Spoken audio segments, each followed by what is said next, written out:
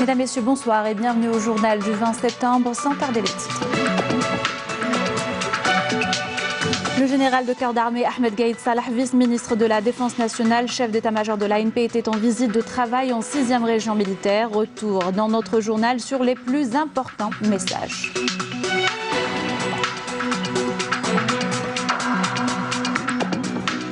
L'opération développement que connaît plusieurs wilayas du sud du pays s'est en route. Plusieurs axes routiers, dont celui reliant à Manrasat à Janet, connaissent un revêtement sur une distance dépassant les 170 km. Écologie à l'école, avec un établissement modèle qui offre aux élèves l'expérience de participer à la protection de la planète à travers des gestes quotidiens ou encore des activités spéciales.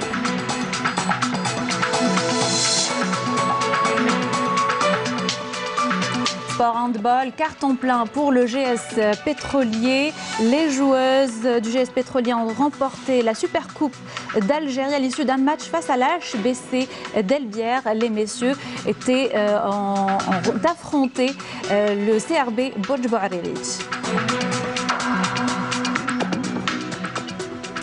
Bonsoir à tous, bienvenue à ce journal. Tout d'abord, lors de sa visite effectuée dans la 6e région militaire, le général de corps d'armée Ahmed Gaïd Salah, vice-ministre de la Défense nationale, chef d'état-major de l'armée nationale populaire, s'est dit entièrement convaincu que le peuple algérien, qui vénère sa patrie, est conscient des défis auxquels l'Algérie est confrontée, prendra le dessus et aura le dernier mot pour faire basculer les résultats de ces défis en faveur de l'Algérie. Retour sur les principaux messages de cette visite avec Majid Benqassi.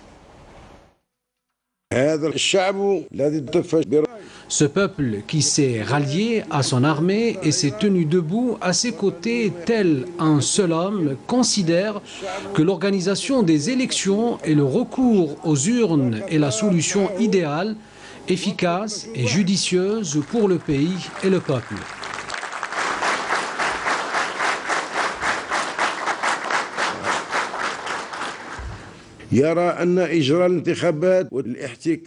C'est avec une vision éclairée des événements et avec un discours au contour et objectif clair et avec un engagement permanent pour l'accomplissement du devoir national envers la nation et son peuple que le général de corps d'armée a mis l'accent sur l'importance des prochaines élections présidentielles, lesquelles détermineront l'avenir de l'Algérie, sa sécurité et sa liberté, à travers notamment ce qui a été décidé en Conseil des ministres avec la mise en place de l'autorité nationale indépendante des élections, ainsi que la révision de la loi organique des élections, des voix sûres pour l'Alliance nationale.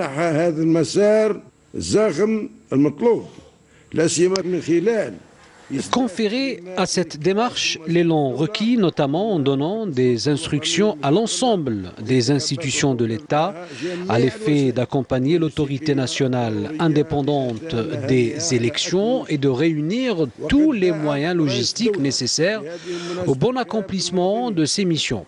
Le chef de l'État a appelé à cette occasion l'ensemble des citoyens, les partis politiques et la société civile à une forte mobilisation pour la réussite de ce scrutin qui permettra à notre peuple d'élire un nouveau président qui remplit toutes les conditions de légitimité, un président qui se chargera de présider à la destinée du pays et traduire les attentes du peuple. Des engagements pris par l'armée nationale populaire en vue de protéger les acquis de la nation et contrer tous ceux qui veulent toucher à la stabilité du peuple. أن هناك أطراف من أذناب العصابة ذات النواسية تعمل على جعل من حرية النقل. Dans cette optique, nous avons constaté sur le terrain que certaines parties parmi les relais de la bande aux intentions malveillantes font de la liberté de déplacement un prétexte pour justifier leur dangereux comportement qui consiste à créer tous les facteurs qui perturbent la quiétude des citoyens en drainant chaque semaine des citoyens issus de différentes wilayas du pays vers la capitale afin d'amplifier modifier les flux humains dans les places publiques avec des slogans tendancieux qui n'ont rien d'innocent que ces partis revendiquent. Leur véritable objectif est d'induire l'opinion publique nationale en erreur avec ces moyens trompeurs pour s'autoproclamer fallacieusement comme les porte-voix du peuple algérien. Une armée nationale populaire qui s'appuie sur la formation et le professionnalisme, et faire partie de ses rangs est un honneur au vu de ce qu'elle offre comme école de formation d'élite pour les générations montantes.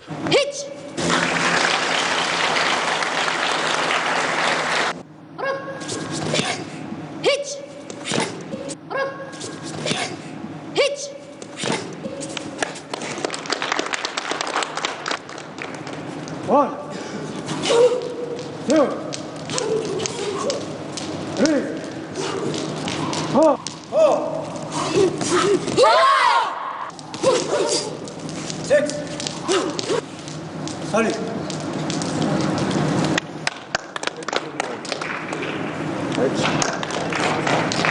الفرعي لتفاصيل الدور.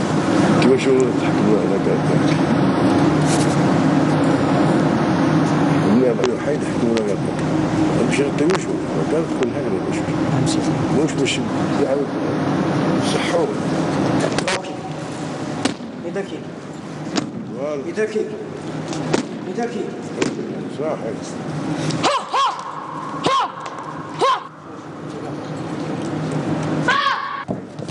برك برك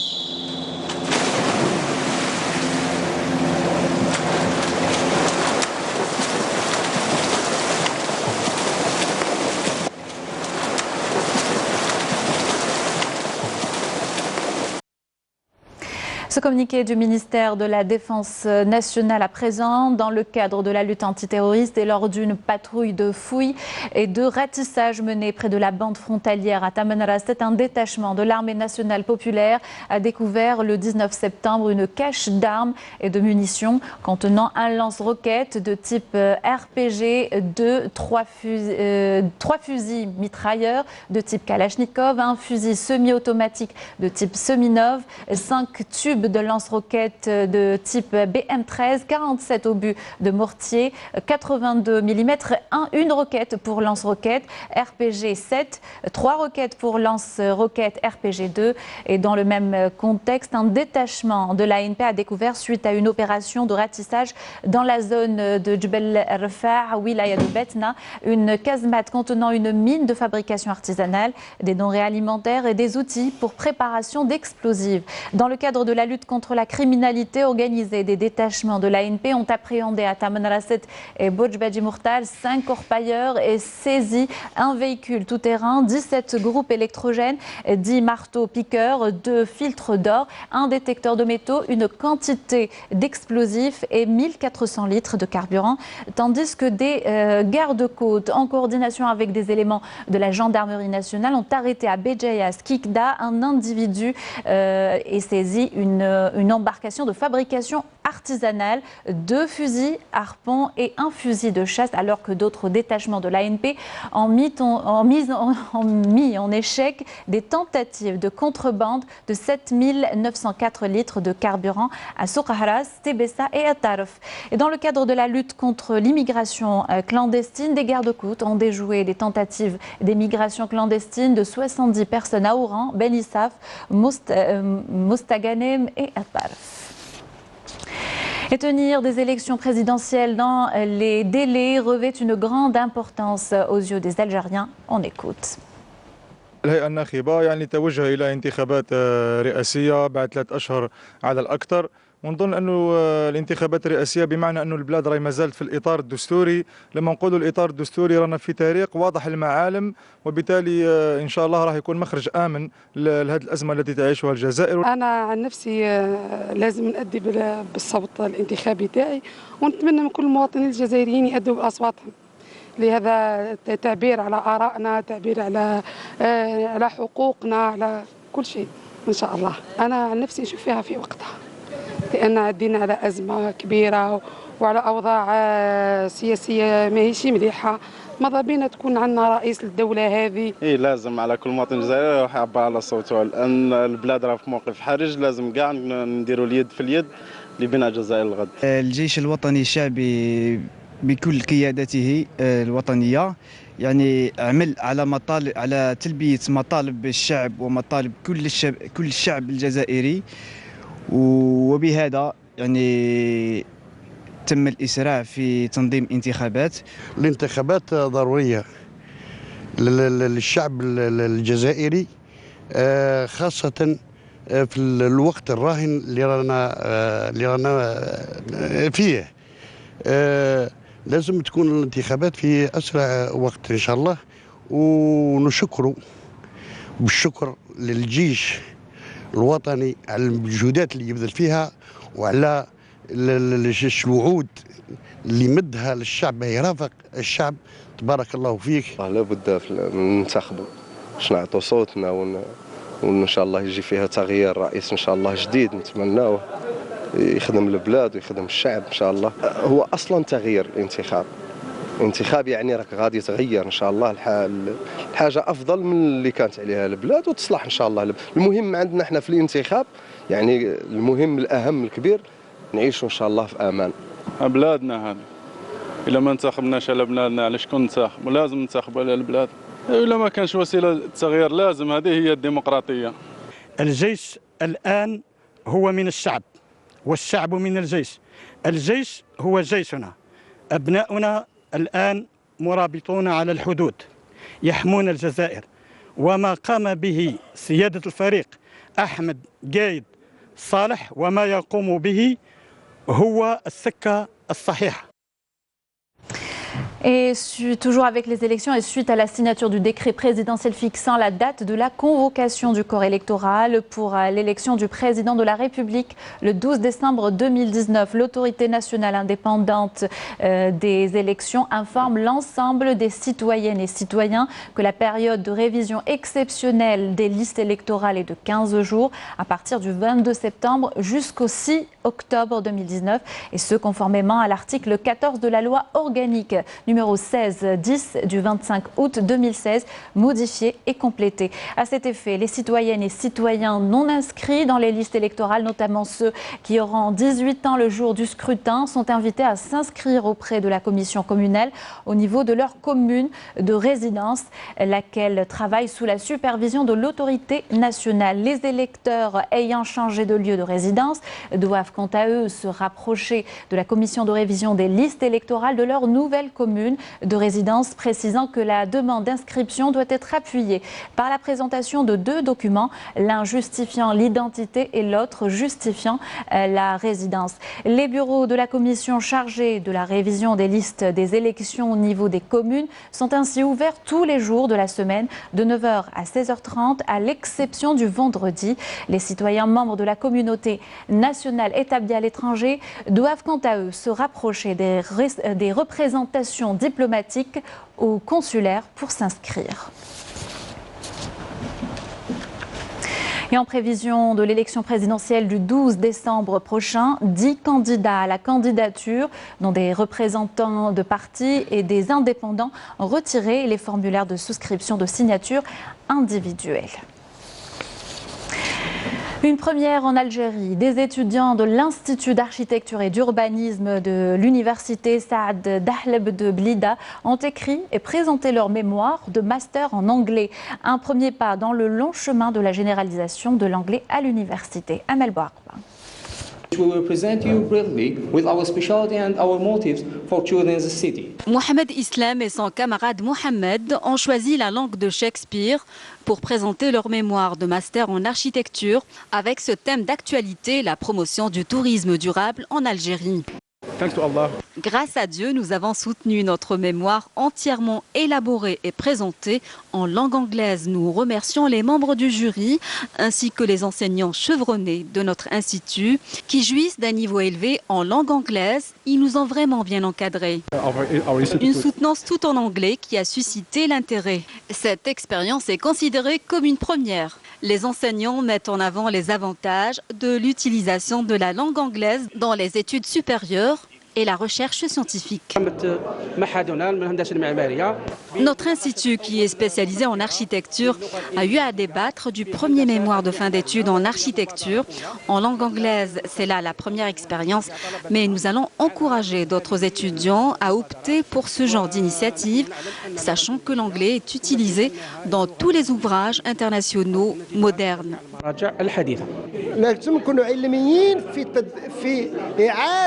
Il est important d'introduire sur des bases scientifiques l'anglais dans le cursus universitaire et renforcer la place de cette langue internationale dans l'enseignement universitaire, ce qui permettra d'ouvrir beaucoup d'opportunités aux étudiants algériens. Dans un contexte mondialisé, la maîtrise des langues étrangères est indéniablement un atout incontournable, offrant de nombreux avantages aux étudiants algériens et des perspectives prometteuses. Direction le sud et suite au mouvement partiel dans le corps des Wali, les Wali délégués opérés le 17 septembre par le chef de l'État Abdelkader Ben Salah, une cérémonie de passation de consignes entre le Wali a eu lieu ce vendredi à Elizi. Mostafa Aramir a été installé en remplacement de Issa Boulahia, appelé à d'autres fonctions. Les Wali délégués des deux circonscriptions administratives de Janet et Debdeb ont été également installés. La dynamique de développement que connaissent plusieurs wilayas du sud du pays s'étend aux routes. Des axes routiers, dont celui reliant la Tamanrasset à Janet, sont concernés par une opération de bitumage sur une distance dépassant les 170 km. Jazia Bayou. L'axe routier reliant la wilaya de Tamanrasset à la circonscription administrative de Janet, en passant par Borj El Hawass, a connu un bitumage de la route sur une distance de 170 km. Cette route fraîchement goudronnée représente un acquis pour les habitants de la région qui n'ont pas manqué de soulever quelques problèmes. 200 km sont goudronnés, le reste ce ne sont que des pistes. Un vrai calvaire pour nous tous. Sur 700 km de route, 200 km sont goudronnés. Le reste est impraticable. Des fois, nous mettons jusqu'à 17 heures pour arriver à Tamanrasset.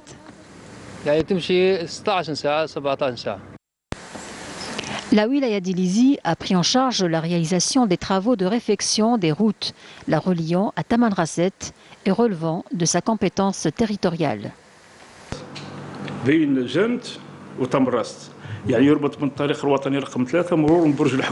C'est un axe principal qui relie la RN1 à la RN3. En passant par Borj El Hawass jusqu'aux frontières de Tamanrasset. 150 km ont été réalisés à Elizi. Il ne reste que la partie qui se trouve dans la wilaya de Tamanrasset. Elizi-Ourgla, un autre axe routier en cours de réalisation par les autorités locales. Notre objectif est de relier Elizi à Inaminas en passant par Borj Omar Idriss jusqu'à Ourgla sur une distance de 720 km. Une distance qui sera rétrécie à 350 km une fois les travaux de bitumage achevés. Le goudronnage des routes dans les régions sahariennes contribuera énormément au désenclavement des villages les plus lointains, mais aussi et surtout à la relance économique de ces régions. À l'est du pays, une cantine centrale est gérée telle une véritable entreprise citoyenne. Approvisionnée par l'APC de Renchla, cette unité prépare plus de 14 000 repas par jour, distribués aux 51 écoles primaires que compte la ville. Un succès dû notamment à la vingtaine de personnes qui y travaillent. Reportage Abdelmajid Benkrassi. Nous sommes à Renchla et plus exactement à l'intérieur de la cantine centrale de la commune. Et c'est dans ces cuisines que sont préparés les repas chauds qui seront servis dans plus d'une cinquantaine d'écoles qui accueillent plus de 14 000 élèves du primaire. La création de cette cantine centrale remonte à plus de 40 ans.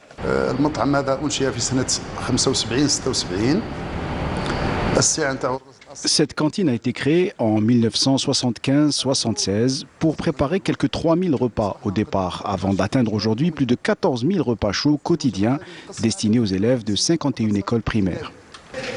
Une vingtaine de personnes, avec une majorité de femmes, se chargent de la préparation de ces repas.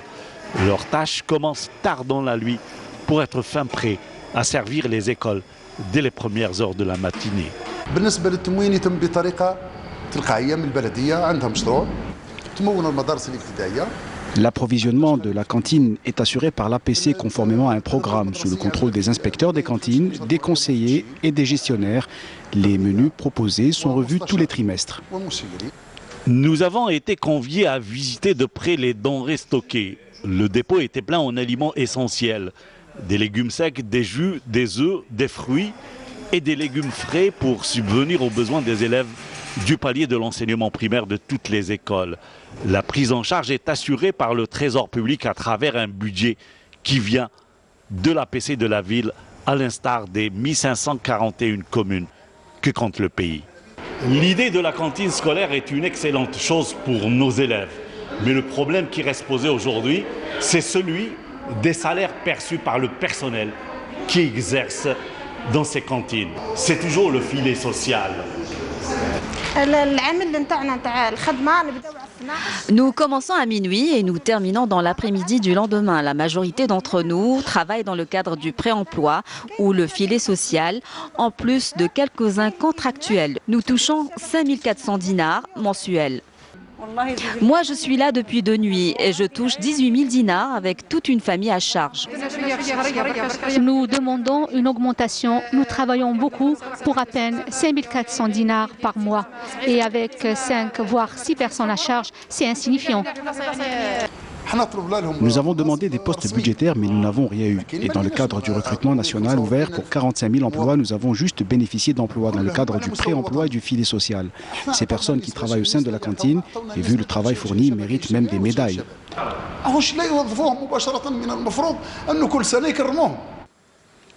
Un travail qui mérite réellement plus de considération et bien sûr de meilleures rémunérations. L'écologie rythme le quotidien de l'école El Arbit Bessi à Ain Bniane. Cette école publique a lancé un projet pour l'éducation des enfants à l'environnement à l'initiative de la directrice et avec la participation des parents d'élèves ainsi que l'APC. Les apprentis écolos prennent part à des activités ludiques en préservant la planète. Reportage Samia Bouarrouj. L'Arbit Bessi, une école étatique modèle où l'on apprend à écrire, à lire, à acquérir diverses connaissances, notamment le respect de l'environnement. Ici, on fait le tri du plastique et on crée une ressource bénéfique pour l'élève tout en l'impliquant. On a pensé à récupérer toutes les bouteilles des ménages. Les ménages sont des parents d'élèves. Dans notre école, nous avons 400 familles. Donc, on a sensibilisé les parents d'élèves à remettre leurs bouteilles propres par le biais de leurs enfants. Et là, on a signé une convention avec un opérateur économique où on fait le troc, le parrainage des activités qui ont trait avec l'environnement. À travers un véritable travail de sensibilisation, la directrice de cette école ainsi que tous les enseignants ont pu impliquer l'enfant dans ce projet d'envergure. Ici, le recyclage est un mot qu'on connaît bien. Le recyclage, c'est quand tu jettes le verre dans des boîtes, le carton avec le carton et les papiers et le métal et tout le reste dans une boîte pour en faire de belles choses, par exemple ce bel arbre. On a appris à l'enfant comment faire le tri du plastique dans un endroit spécial pour acheminer la matière plus tard vers des usines de recyclage et on fait beaucoup d'activités manuelles en utilisant des matières recyclées. Grâce aux efforts de tous, les élèves ici étudient dans un cadre gai et sain. Le côté pratique est omniprésent à travers plusieurs activités. La lecture dans un cadre très spécial pour pousser l'enfant à adopter ce bon geste. Et le maillon fort dans ce projet écolo, l'éducation scientifique à travers cette basse-cour où l'on retrouve plusieurs animaux de ferme. On est en plein cours de pratique après la théorie. L'enfant ici apprend l'éducation scientifique concernant la reproduction chez les animaux, leur mode alimentaire, leurs déplacements. L'enfant assimile mieux en voyant du concret. Nous voyons les animaux, nous jouons, nous faisons plein de trucs.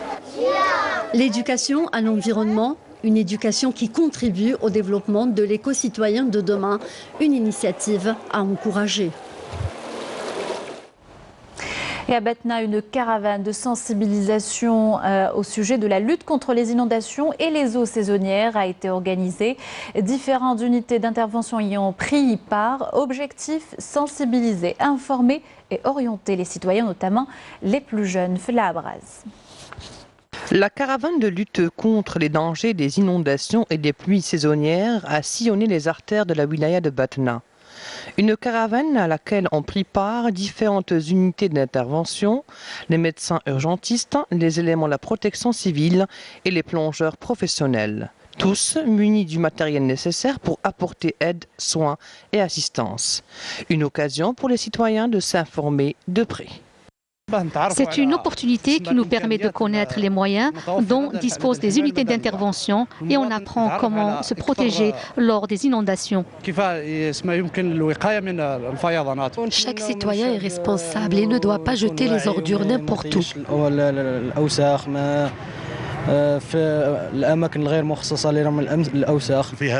Avant, les unités de la protection civile ne comptaient pas des plongeurs professionnels.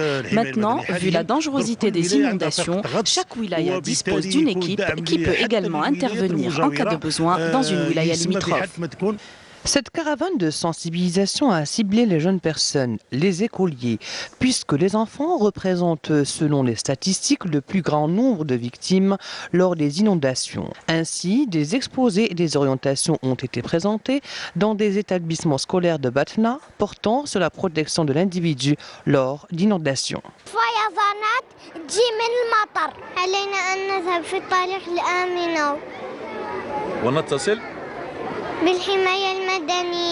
À chaque rentrée scolaire, nous interpellons les parents d'élèves et nous leur demandons d'effectuer le trajet depuis leur maison à l'école pour montrer à leurs enfants le chemin le plus sécurisé.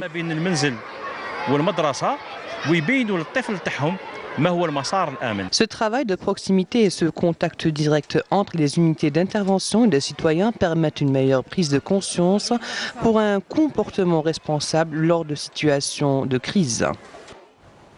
Sport football, carton plein pour le GS Pétrolier ce soir, ou plutôt handball. Le club qui a remporté la Super Coupe d'Algérie dans les deux catégories. Les dames ont joué une finale qui les a opposées cet après-midi à l'HBC El Biar avec 31 points à 23. Elle s'est jouée au complexe olympique Mohamed Boudiaf. Hakim Keshroudi était, voici le compte rendu. Les deux plus grandes équipes du handball féminin en Algérie se sont retrouvées une fois de plus en Super Coupe d'Algérie après une fin de saison houleuse où les deux formations s'étaient retrouvées en finale de Coupe d'Algérie et lors d'un match décisif pour le titre de champion d'Algérie qui était revenu aux pétrolières. Une rencontre qui a débuté timidement avec énormément de déchets et d'occasions ratées. Pour preuve, 5 buts partout après 8 minutes de jeu. Au fil du temps, le manque de préparation et de repères va permettre aux pétrolières de prendre une légère avance de 2 buts, 7-5. Et malgré leur supériorité numérique, les filles d'El Biar, en manque de préparation, vont également buter sur l'excellente gardienne de but du GS Pétrolier, Abdelghanem. L'expérience des pétrolières, menée par Hamissi et la Tunisienne Gharis, va se faire sentir tout au long de cette première période et elles vont pouvoir prendre 7 points d'avance, 14-7 à 5 minutes de la fin de cette première mi-temps qui se terminera sur le score de 17-7 en faveur des pétrolières. En seconde période, on s'attendait à un sursaut d'orgueil des protégés de Achour, mais l'avantage pris en première mi-temps par les pétrolières va obliger les joueuses d'El Biar à commettre plus d'erreurs et malgré les nombreuses tentatives, le GSP va garder cet avantage de 11 points d'avance, 23-12 après 10 minutes de jeu. La fin de match sera très palpitante où les deux équipes vont se rendre coup par coup. Les pétrolières qui marquent et les filles d'Albiar qui vont réduire le score pour arriver à 26-20 à 9 minutes de la fin de la partie. Même les temps morts demandés par Achour, l'entraîneur d'Albiar, ne changeront absolument pas grand-chose, mis à part de voir ces filles réduire l'écart de 10 à 7 buts. Fin de match sur le score de 31 à 23 en faveur du groupement sportif des pétroliers qui enregistre un triplé pour cette saison. Coupe, championnat et Supercoupe d'Algérie, un nouveau trophée qui permettra au protégé de Fateh Moulay, l'entraîneur du groupement sportif des pétroliers, de bien préparer la compétition de Coupe arabe des clubs qui débutera le 24 septembre prochain en Jordanie.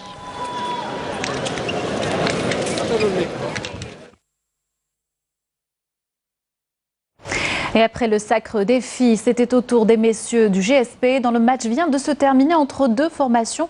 Elles se connaissent très bien. Le CR Bourj Baririj qui affrontait le groupement sportif des pétroliers dans une rencontre très serrée, 16 à 14 à la mi-temps pour le GSP. Une rencontre qui aura du mal à se dessiner au vu du niveau des deux formations et qui verra au final le CR Bourj Baririj s'imposer au forceps sur le score de 29 à 26.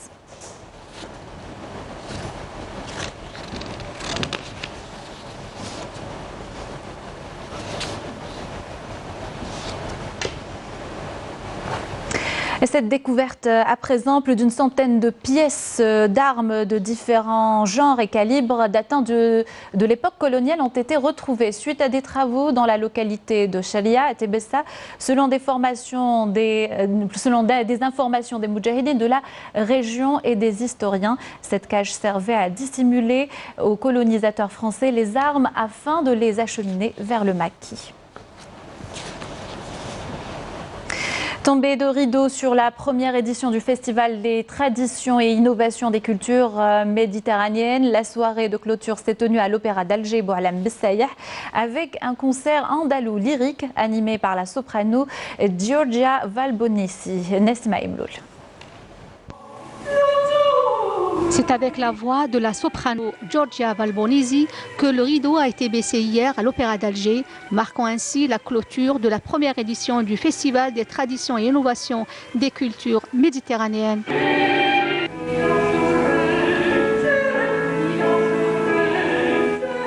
3 jours de festival pour l'innovation, la tradition et l'innovation. Madame Améry et moi, nous avons idée ce festival pour créer un pont entre notre deux cultures, italienne et algérienne.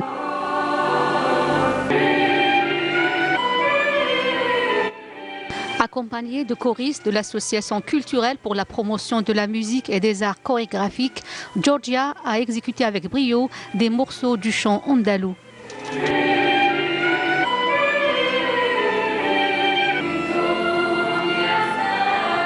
Nous avons décidé de faire l'union entre la musique lyrique italienne et votre musique de votre patrimoine andalouse parce que c'est l'expression de l'union entre notre deux cultures.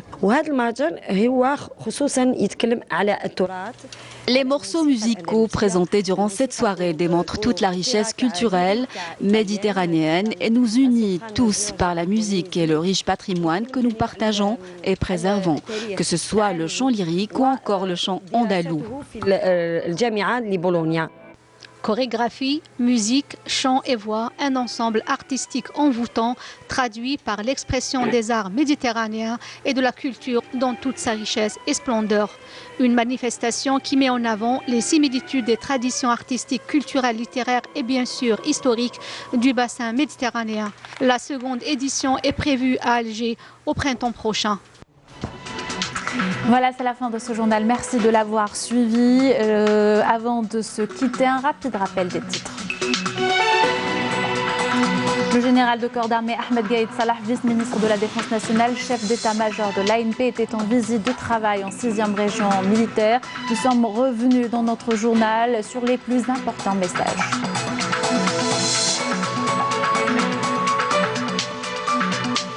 La dynamique de développement que connaissent plusieurs wilayas du sud du pays, c'est en route. Des axes routiers, dont celui reliant Tamanrasset à Janet, sont concernés par une opération de bitumage sur une distance dépassant les 170 km.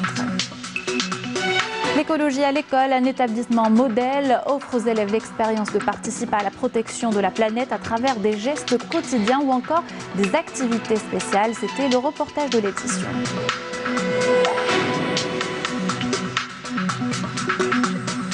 Par handball, les joueuses du GS Pétrolier remportent la Supercoupe d'Algérie. Pour les messieurs, c'était le CR Borj Bouariric qui s'est imposé face au GS Pétrolier avec un score de 29 à 26. Voilà, c'est la fin de ce journal. Merci de l'avoir suivi. Je vous souhaite une excellente soirée avec le reste des programmes sur Canal Algérie.